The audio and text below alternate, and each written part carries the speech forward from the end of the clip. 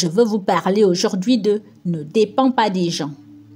C'est formidable quand les gens croient en nous, nous encouragent, nous donnent de la valeur. Nous aimons que notre conjoint nous fasse des compliments, qu'un ami soit là pour nous encourager, qu'un collègue de travail reste tard pour nous aider sur un projet. Dieu utilise des gens pour nous aider à avancer vers notre destin. Mais voici la clé. Vous ne devez pas devenir dépendant des gens au point de tirer votre valeur de la façon dont ils vous traitent. Il est facile de devenir dépendant des compliments, dépendant des encouragements. Vous comptez désormais sur eux pour vous sentir bien dans votre peau, pour qu'ils soient toujours là pour vous valider, pour vous faire sentir approuvé. Comme une drogue, s'ils ne vous fixent pas, s'ils ne répondent pas à toutes vos attentes, vous vous découragez. Vous vous sentez inférieur. Vous travaillez dur pour essayer de gagner leur approbation. Le problème, c'est que vous essayez d'obtenir des gens ce que seul Dieu peut vous donner. Ta valeur ne vient pas d'une autre personne, elle vient de ton Créateur. Et si vous comptez sur les gens, vous serez déçus. Les gens vous laisseront tomber. Les gens seront occupés et ne seront pas là lorsque vous aurez besoin d'eux. Parfois, les gens se retourneront même contre vous.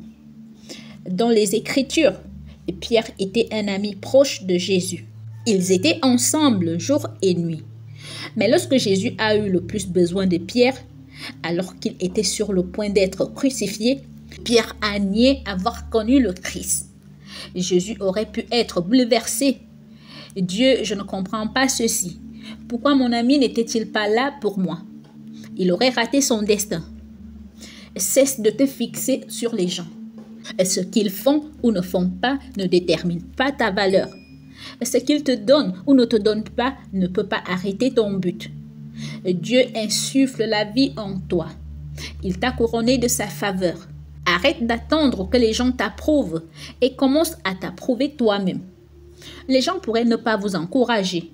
Vous pouvez vous encourager vous-même. Les gens pourraient ne pas vous faire sentir spécial. Vous pouvez vous faire sentir spécial vous-même. Disant, je suis un enfant du Dieu très haut. Je sais que je suis couronné de faveur. Je suis unique en mon genre. Je suis un chef-d'œuvre. Vous aurez de meilleures relations si vous commencez à vous valoriser. Et si vous dépendez toujours de quelqu'un d'autre, vous deviendrez nécessiteux.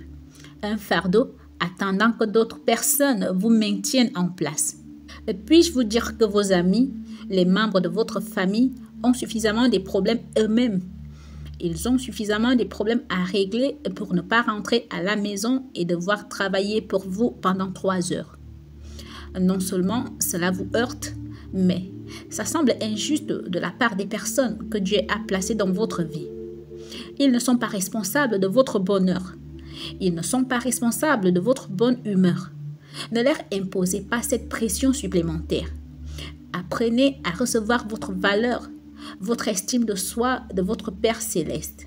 Et si vous vous basez sur ce que les gens vous donnent, s'ils changent d'avis, s'ils cessent de le faire, vous vous sentirez dévalorisé. Mais si vous vous adressez à Dieu, personne ne peut vous l'enlever. Cela ne dépend pas de la façon dont quelqu'un vous traite, de ce qu'il vous fait ressentir, du nombre de compliments qu'il vous fait. Ça dépend du fait que vous êtes un enfant du Dieu Tout-Puissant et que vous savez qu'il vous a déjà approuvé. C'est de cela que vous tirez votre valeur. Eh bien, Joël, mes parents ne m'ont pas bien élevé. Je n'ai pas eu une bonne enfance. Mon conjoint ne m'a jamais fait de compliments. Mon patron ne m'a jamais accordé le crédit que je mérite. Je dis ceci avec respect. Si vous ne l'avez pas reçu, c'est que vous n'en avez pas eu besoin. Ils ne peuvent pas arrêter votre destin. Ce qu'ils disent ou font ne peut pas annuler le plan de Dieu pour votre vie. Débarrasse-toi de la négativité. Cette personne qui s'est éloignée et qui t'a fait du tort, qui a fait des commentaires blessants, débarrasse-toi du manque de respect. Ne croyez pas aux mensonges selon lesquels vous n'êtes pas assez talentueux, assez attirant, assez bon. Ces personnes ne déterminent pas votre valeur. Ils ne peuvent pas diminuer votre estime de soi. Le seul pouvoir que les gens ont sur vous est celui que vous leur donnez. Jésus a vu toutes sortes de personnes s'opposer à lui. Des politiciens, des chefs religieux, des haineux, des critiques qui essayaient de le discréditer, des gens qui voulaient le faire se sentir inférieur et qui l'ont poussé à abandonner. Il aurait pu mordre à la meçon. Penser, je ne suis pas assez spécial. Écoutez ce qu'ils disent. Regardez comment ils me traitent. Mais Jésus a compris ce principe. Il savait que sa valeur ne venait pas des gens, mais de son Père céleste. Il leur a dit dans Jean chapitre 5, verset 41, « Je ne tire pas ma gloire des hommes. » Il disait, « Je n'ai pas besoin de votre approbation pour me sentir bien dans ma peau. Je n'ai pas besoin de vos encouragements, de votre soutien pour continuer à avancer. » Paul l'a formulé ainsi dans l'Épître aux Philippiens chapitre 4, verset 13. « Je puis toutes choses en Christ qui me fortifie. » Quand nous savons que le Créateur de l'univers vit en nous et qu'il nous a équipés, nous a conféré des pouvoirs, nous a oints, nous pouvons redresser les épaules, garder la tête haute en sachant que si Dieu nous approuve, nous n'avons pas besoin de l'approbation des autres. Et c'est bien que les gens nous encouragent, qu'ils nous soutiennent. Ce que je veux dire, c'est que nous ne devons pas dépendre de cela. Si quelqu'un ne vous donne pas ce que vous attendez, il ne vous valide pas, ce n'est pas grave. Vous pouvez vous valider vous-même. Vous pouvez vous approuver vous-même. Vous pouvez faire toutes choses en Christ qui vous fortifie. Vous pouvez vous sentir bien dans votre peau en sachant que Dieu vous a choisi, qu'il vous a créé à son image, qu'il a mis des graines de grandeur en vous. Et ce que je veux dire, c'est que vous n'avez pas besoin des louanges de quelqu'un d'autre. Vous n'avez pas besoin des applaudissements des autres. Vous avez les applaudissements de Dieu, de celui qui compte le plus, du Dieu qui a créé le monde. Je préfère ces applaudissements à ceux des autres. Et si je pouvais convaincre cette personne de m'aimer, elle connaît beaucoup de gens et alors peut-être de nouvelles portes s'ouvriraient. L'Écriture dit que la promotion ne vient pas des gens, elle vient du Seigneur. Dieu sait où se trouvent toutes les opportunités. Il peut faire en sorte que les choses se passent pour vous sans que vous n'ayez à convaincre les gens pour vous aimer. Vous n'avez pas besoin de séduire les gens pour gagner leur affection. S'ils ne veulent pas être amis avec vous, c'est leur perte et non la vôtre. Rendez-vous service et continuez d'avancer. Ils ne font pas partie de votre destin. Dieu a des connexions divines. Il a déjà aligné les gens qui doivent faire partie de votre avenir.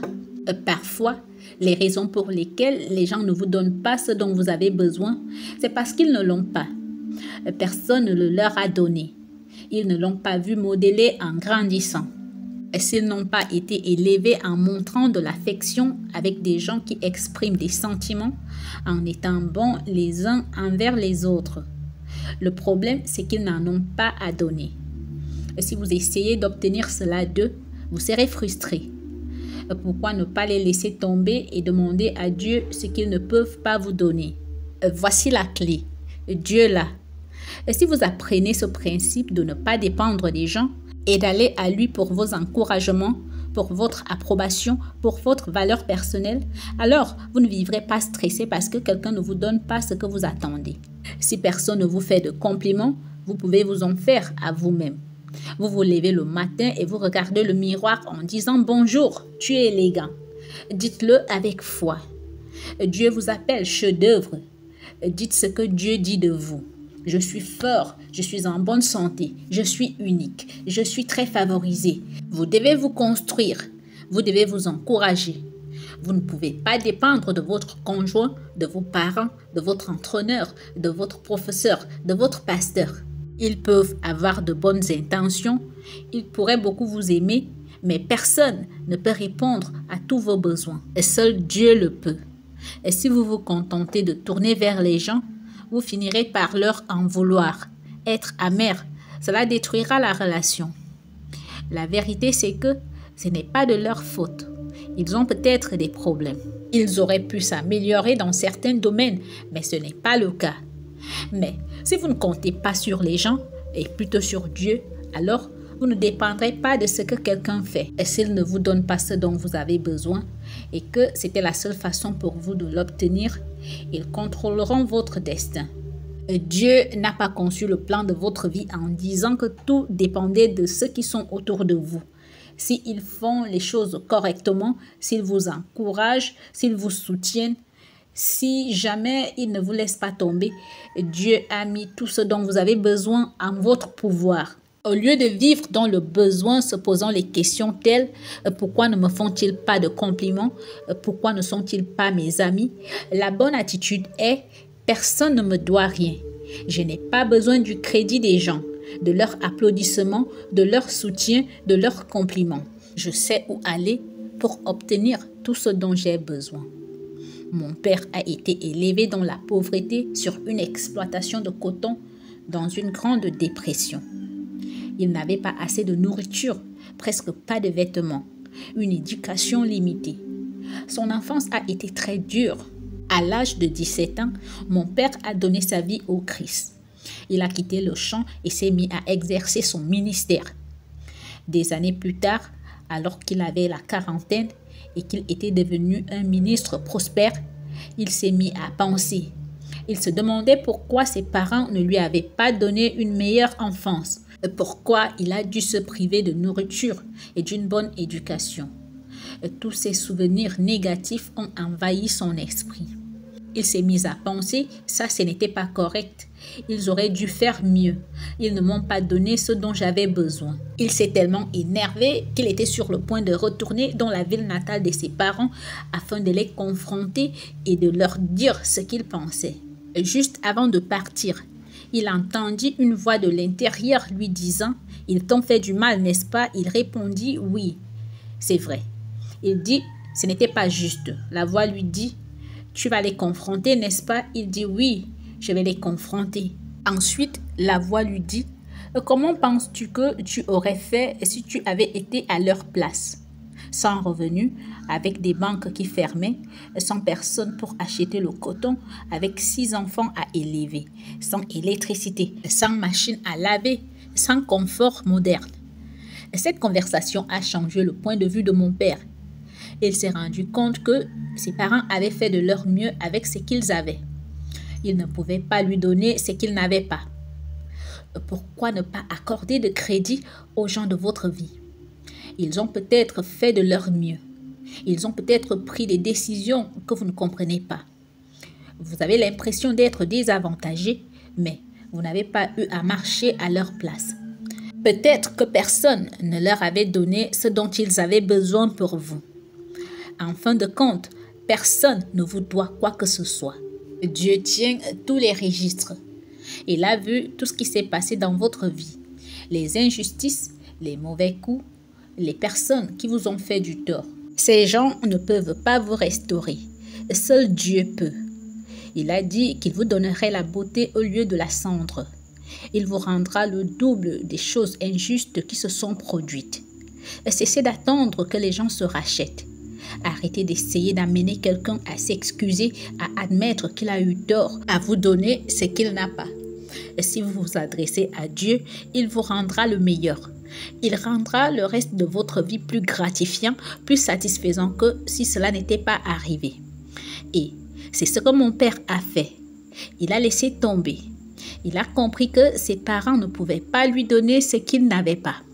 Papa a ensuite vécu une vie bénie, prospère dans la réussite. Quand vous accordez du crédit aux gens et que vous arrêtez d'essayer de les faire fonctionner correctement, non seulement leur vie sera meilleure, mais vos relations s'amélioreront. Et peu importe combien la personne est bonne, elle ne peut pas vous donner tout ce dont vous avez besoin. Je sais que je ne peux pas répondre à tous les besoins de Victoria. Je peux faire de mon mieux. Je peux la complimenter, l'encourager, la traiter avec respect. Mais je suis humain. J'ai des défauts, des lacunes. Si elle se contente de me regarder, elle sera déçue. Mais si vous vous tournez vers Dieu, vous ne serez jamais déçu. Personne n'a 100%. J'ai entendu dire que dans une relation, le maximum que l'autre personne aura, c'est 80% de ce dont vous avez besoin. Il y aura toujours 20% qu'elle n'a pas à vous donner. L'erreur que nous commettons, c'est de laisser les 80% pour aller chercher les 20% chez quelqu'un d'autre. Le problème, c'est que cette personne manquera elle aussi les 20%. Je sais que certains d'entre vous se disent, Joël, il manque à ma femme bien plus que 20%. Pensez-y de cette façon. Si elle en avait plus, elle ne vous aurait pas épousé. Je m'en tiens aux femmes. Une partie des 20% qui me manquent et dont Victoria a besoin, c'est que je n'aime pas beaucoup parler. Vous me voyez ici, j'ai l'air extraverti, mais en privé, je suis plus calme et réservé. Les petites discussions ne sont pas l'une de mes choses préférées. Et oui, à la maison nous parlons, nous rions et nous nous amusons ensemble, mais Victoria et sa famille peuvent parler pendant des heures. Ils s'amusent les uns les autres. Une fois, nous déjeunions chez nous avec toute sa famille. Au bout d'une trentaine de minutes, après avoir fini de manger, j'ai demandé à être excusée. Je suis allée à l'arrière et j'ai regardé un match de football. 3h30 plus tard, je suis revenue et ils étaient toujours assis à table. Personne n'avait bougé. J'étais très étonnée, je leur ai demandé « Êtes-vous allés quelque part ?» Victoria m'a répondu « Non, nous ne sommes allés nulle part. » J'ai dit « De quoi parliez-vous ?» Victoria m'a répondu « Rien. » Il parle de rien plus longtemps que n'importe qui d'autre. La clé d'une bonne relation est de reconnaître les forces et les faiblesses de l'autre personne et puis de lui donner la possibilité d'être ce qu'elle est. N'essayez pas de la faire entrer dans votre moule. Et ce que j'apprécie chez Victoria, c'est qu'elle ne dit pas « Joël, viens ici et reste avec nous pendant 3h30, sinon je m'énerverai. Je te ferai des reproches. » Elle reconnaît que c'est une partie des 20% que je n'ai pas. Et je rends grâce à Dieu de ne pas les avoir. Victoria n'essaye pas de me faire entrer dans son moule. Plus important encore, elle n'essaye pas d'obtenir de moi quelque chose que je n'ai pas. Et si vous comptez sur une personne pour répondre à tous vos besoins ou de faire de vous ce que vous voulez être dans la vie, vous serez déçus. Vous devez la laisser tranquille. Parfois, Dieu nous laisse traverser des périodes où nous n'obtenons pas ce que nous attendons des gens à dessein. Il les retient pour nous apprendre à ne pas compter sur une autre personne, mais à trouver en lui notre encouragement, notre valeur et notre intérêt. Quand j'ai commencé le ministère en 1999, je manquais de confiance en moi, très peu sûre de moi. Je ne l'avais jamais fait. Mon père a eu une crise cardiaque et est allé rejoindre le Seigneur. Je suis devenu pasteur de l'église et j'étais tellement préoccupée de ce que les gens pensaient. Est-ce que je le faisais assez bien? Allait-il m'accepter après le culte? Lorsque je parle aux visiteurs et à d'autres personnes, je vivais des compliments des gens. « Oh Joël, c'était bien aujourd'hui. J'ai vraiment apprécié. » Ces commentaires étaient comme de l'eau pour une âme assoiffée. Je recevais mon approbation, ma validation de la part des gens. Vous savez, Dieu utilise parfois cela pour nous permettre d'avancer. Mais à un moment donné, comme une mère sèvre le bébé pour que le bébé puisse grandir, Dieu va vous sévrer du besoin d'avoir des compliments des gens, des applaudissements des gens. Cela signifie-t-il que cela n'arrivera jamais? Et cela signifie que vous allez arriver à un point où vous ne dépendez pas de quelqu'un d'autre pour vous encourager et vous sentir bien dans votre peau. Vous ne dépendez plus des compliments et des encouragements de quelqu'un d'autre. C'est agréable à entendre, mais vous avez développé cette autosuffisance.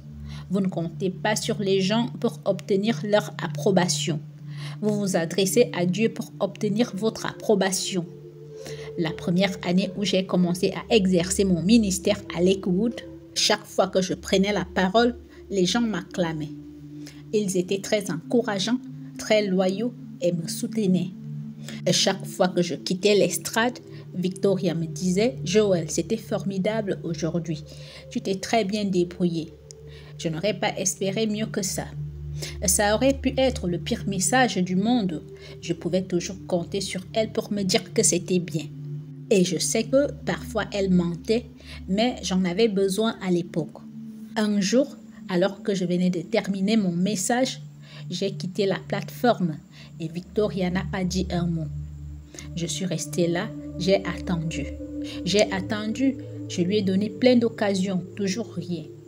Je me suis demandé si elle n'était pas simplement préoccupée par quelque chose. Je suis sortie pour rendre visite aux visiteurs et parler avec différentes personnes. Personne ne m'a complimenté sur mon sermon. D'habitude, quelqu'un disait quelque chose, même par politesse. J'ai pensé qu'il me jouait un tour. Découragée, je suis rentrée à la maison. Mon petit chien peut entendre notre voiture arriver. Il est toujours à la porte arrière. Chaque fois que j'arrive, il me saute dessus. Il est toujours heureux de me voir. J'ai ouvert la porte. Mon chien n'était pas là. Je me suis approchée et il était dans son lit. Il m'a regardé à peine et s'est rendormi. Dieu se servira même de votre chien pour travailler sur vous. Dieu m'enseignait à ne pas me fier à ce que les gens pensent, à ne pas avoir besoin de leur applaudissement et de leur approbation. Et si je n'avais pas appris cela à l'époque, je ne serais pas ici aujourd'hui, parce que plus Dieu vous emmène haut, plus il y aura des désapprobations, d'oppositions, de critiques. Et si vous fondez votre valeur sur la façon dont les gens vous traitent, sur les encouragements qu'ils vous prodiguent, et que vous essayez de satisfaire tout le monde, vous ne deviendrez pas ce que Dieu vous a créé pour être. Vous savez, dans le passé, quand j'entendais un seul commentaire négatif, cela ruinait tout mon dimanche. Je rentrais à la maison découragée en pensant que je n'avais pas bien fait. Mais maintenant que j'ai été sévrée pour ainsi dire, si j'entends quelque chose de négatif, cela ne me dérange pas. Je réalise que tant que je fais de mon mieux, honorant Dieu, je n'ai pas besoin d'avoir l'approbation des gens. J'ai l'approbation du Dieu Tout-Puissant. Vous ne pourrez jamais contenter tout le monde. Cessez d'essayer de plaire aux gens. Quand vous arriverez à la fin de votre vie, vous ne vous tiendrez pas devant les gens pour rendre des comptes, vous vous tiendrez devant Dieu. Et il ne dira pas « As-tu rendu tout le monde heureux? As-tu plu à toute ta famille? As-tu eu le soutien de tes collègues de travail ?» Il demandera « As-tu atteint le but que je me suis fixé pour ta vie? As-tu couru ta course? As-tu terminé ta mission? » Peut-être que comme moi, vous n'avez pas reçu des gens ce que vous avez l'habitude de recevoir. Les compliments, le soutien, l'encouragement. Au lieu d'être frustré, adoptez une nouvelle perspective. Dieu vous fait grandir. Il vous prépare pour le prochain niveau de votre destinée. Moins vous dépendrez des gens, plus vos muscles spirituels se renforceront et plus vous irez haut. La plus grande force de l'univers souffle dans votre direction en ce moment même. Êtes-vous découragé parce que vous pensez que les gens ne vous donnent plus ce qu'ils avaient l'habitude de vous donner? C'est parce que Dieu vous fait grandir. Cessez d'essayer d'obtenir des gens ce que seul Dieu peut vous donner. Allez vers lui pour trouver votre valeur, votre estime de soi, vos encouragements. Si vous commencez à passer ces tests, non seulement vous vivrez plus confiant, plus en sécurité, mais je crois et je déclare que comme Gédéon, vous allez surmonter des obstacles qui semblaient insurmontables, accomplir des rêves qui semblaient impossibles et atteindre la plénitude de votre destinée au nom de Jésus.